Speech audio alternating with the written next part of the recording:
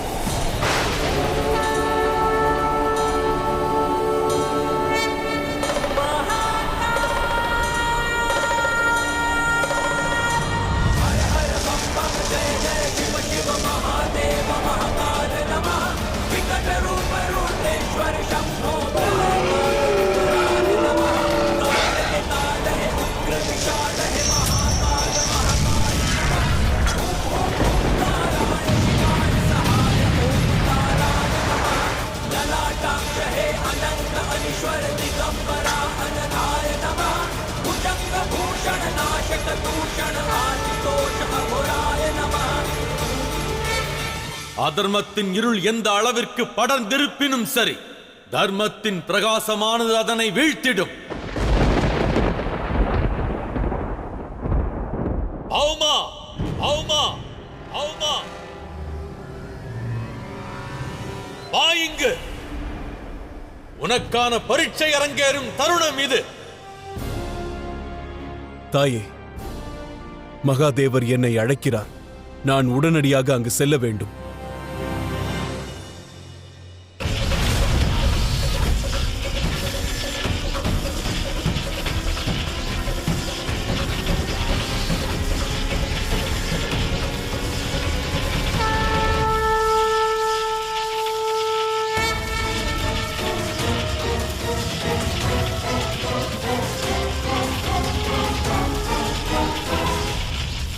நிறுத்துங்கள் மகாதேவா,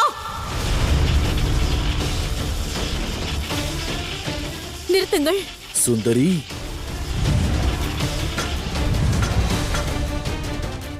அழகியே, நீ இங்கு என்ன செய்கிறாய்?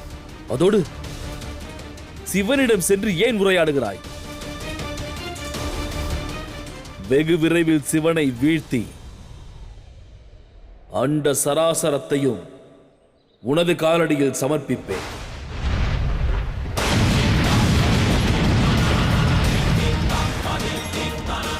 அதற்கு பிறகு விவாகம் செய்து கொள்வேன், விவாகம் செய்து கொள்வேன். அந்தகாசுரா,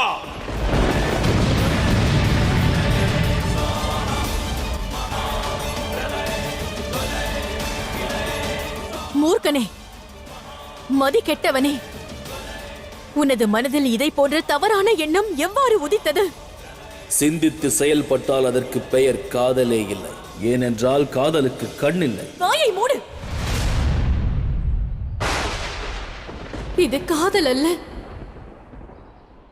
இது பாவமாகும். என்ன பாவம்?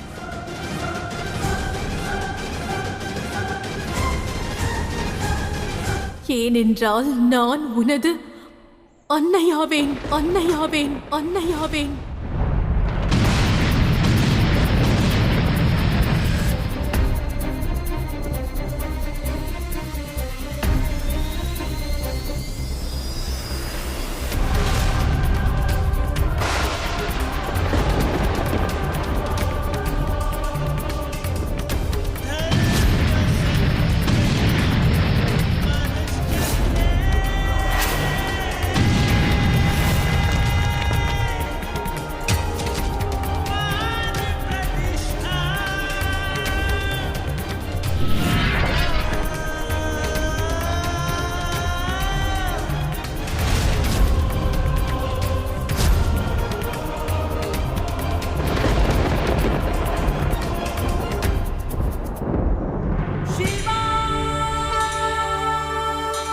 என் மைந்தனா,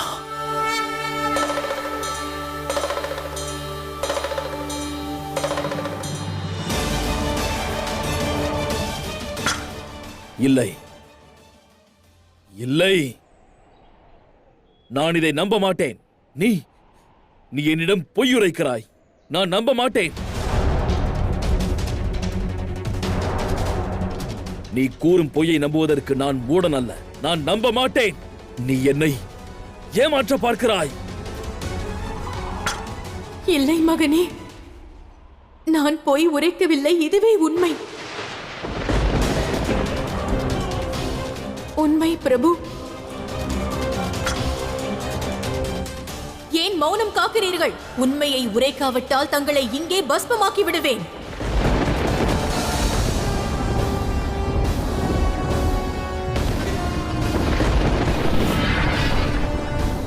தாயே, தாயே, அவர்கள் கூறுவது பொய்தானே? இதுதான் உண்மை, இதுதான் உண்மை, இதுதான் உண்மை. இவர்கள்தான் உனது அன்னை அந்தகாசுரா. நீ சிவன் மற்றும் சக்தியின் அம்சம்.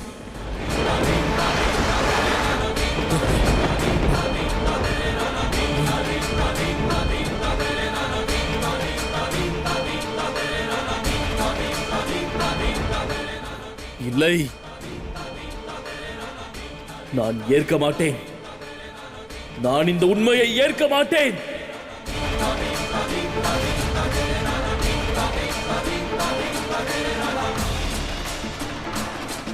இவர் என் தந்தையாக இருக்க வாய்ப்பில்லை. இவர் என் தந்தை இல்லை.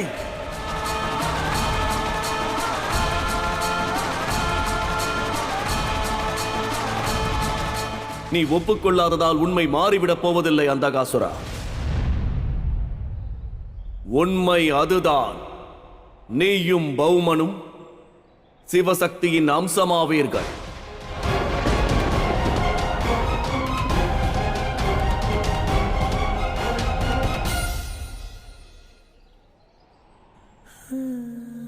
பௌமன்,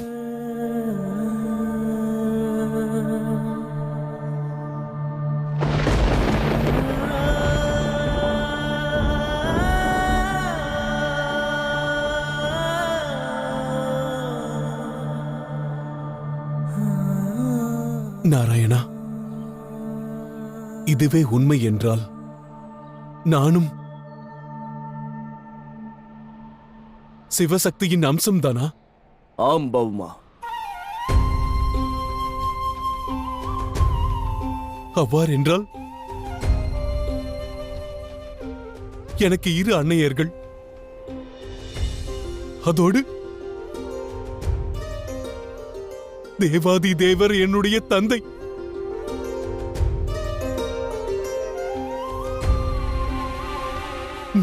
நான் தன்யனானேன். என் வாழ்க்கை பூரணமானது.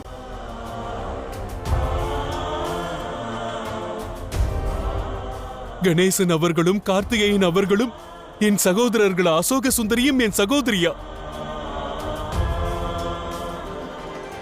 என் ஜனன ரகசியம் விலகிய மறுகணம் அழகிய உறவுகளின் பூங்காவனம் என் முன் காட்சி அளிக்கிறது.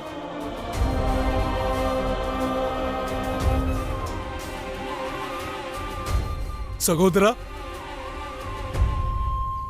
சகோதரா, கேட்டீர்களா? நாம் இருவரும் சிவசக்தியின் அம்சமாவோம். அவ்வாறு என்றால் நாம் இருவரும் உலகத்தின் அதிபதிகள். இனியும் தங்களுக்கு என்ன தேவை? வேறு என்ன தேவை அண்ணா?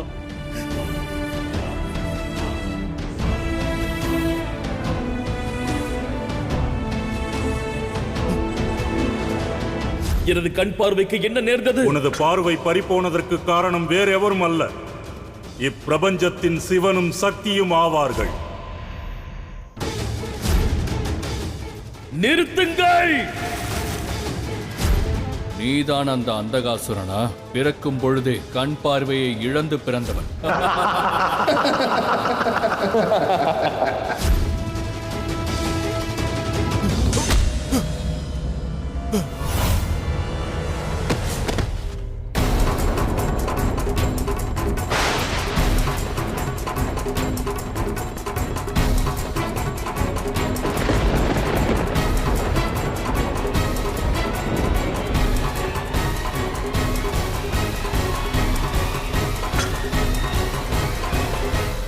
நமது யுத்தம் முடிவிற்கு வரவில்லை மகாதேவா.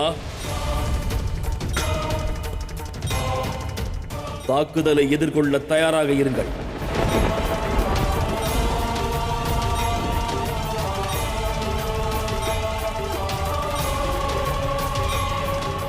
வேண்டாம் மகனே, நீ உன் தந்தையை எதிர்த்து யுத்தம் புரிவாயா? இவரை எதிர்க்க போகிறாயா? இது அப்படி சரியல்ல. அழைக்காதீர்கள். நான் உங்கள் மைந்தன் அல்ல.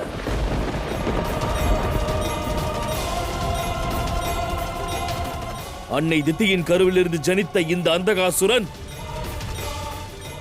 இந்த சிவன் மற்றும் சக்திக்கு எந்த விதத்திலும் சொந்தமல்ல.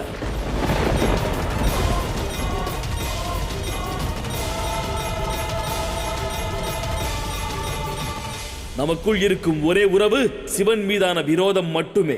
அவர் மீது நான் கொண்டுள்ள குரோதம் மட்டுமே என்னையும் மகாதேவரையும் இணைத்துக் கொண்டிருக்கிறது.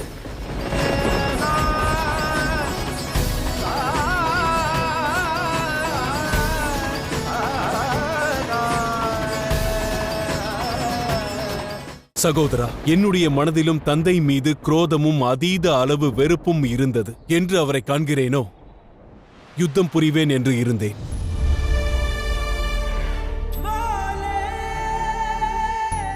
ஆனால் தந்தை மகாதேவர் என்றவுடன் எவ்வாறு அவரை வெறுப்பேன்? உண்மையில் நாம் இருவரும் அதிர்ஷ்டசாலிகள் அண்ணா. இனி என் வாழ்நாள் முழுவதும் மகாதேவரை பூஜிக்க விரும்புகிறேன். அவர் காலடியிலிருந்து பக்தி செய்ய விரும்புகிறேன்.